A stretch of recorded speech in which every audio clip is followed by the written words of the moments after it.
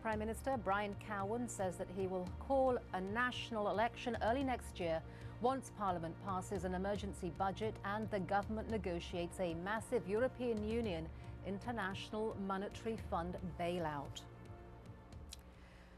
Pakistani intelligence say 5 fighters have been killed in a suspected US drone attack in the North Waziristan tribal region. It is the 12th attack this month. The US began using drones in Pakistan back in 2004. But over the past few months, the Obama administration has intensified its operations. In September, there was a record 21 strikes, followed by another 16 attacks in October. All told, the United States has carried out 103 suspected strikes this year. That is nearly double the figure for 2009 and almost 3 times as much as 2008.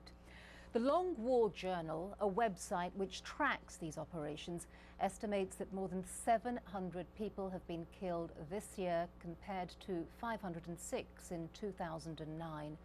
The main target this year is North Waziristan, where 90% of the attacks have been carried out. A few days ago, Pakistan says that it ruled out a US request to expand operations into areas around Quetta in Baluchistan province. Washington believes that key Afghan Taliban leaders are based there. Well, joining me now is Murad Khan, a former spokesman for the Pakistani army from 2006 until 2008. Mr. Khan, thank you very much for being with us. Well, what do you make of this request to expand the strikes into different parts of Pakistan? Do you think that the United States is eventually going to get its way? Well, the strategy of drones attack in Pakistani-controlled tribal region employed by the United States in the ongoing war on terror had been highly controversial. And I personally feel that the ultimate objective which was aimed at of this strategy, it has failed to achieve that. If you draw a comparison, these drones attacks started in 2004 in the Bush administration until 2008. And in these 5 years, 43 attacks were conducted. But if the strategy has failed, why is the Zardari government still allowing these attacks to carry on? And innocent people, of course, are being caught up in this. Sure, absolutely, I agree with you. Because when President Obama took over as a president in 2009, people in Pakistan at large were expecting that there will be change in their policy. But it proved other way around, because from 2008 until now, in 2010, 156 attacks have been conducted, killing more than 1,600 people. Now, the figures are very much clear. Now, the question arises whether these attacks were successful. Now, the figures and the names released by the United States intelligence agencies, which those figures have not been confirmed independently by other resources, those names, if you combine, it is 150 individuals, the militant mid-level commander. But right, but the US's stated aim, if I recall correctly, was to go after the Taliban leadership, not the mid-level fighters. Has it done that or hasn't it done that? No, the figure speaks for itself. You have killed 150 individuals, you have released the names. Is United States successful in killing the Taliban, the Mullah Omar leadership?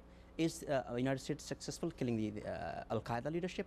I accept that Baitullah Masood and Pakistani leadership have been killed, which is of no use, because this is one of the major contributory factors to adding fuel to the anti-American sentiments in Pakistani masses. Why doesn't the Pakistani government say no to the United States? But what the US is doing is saying that we want to expand the range of the territory that we cover.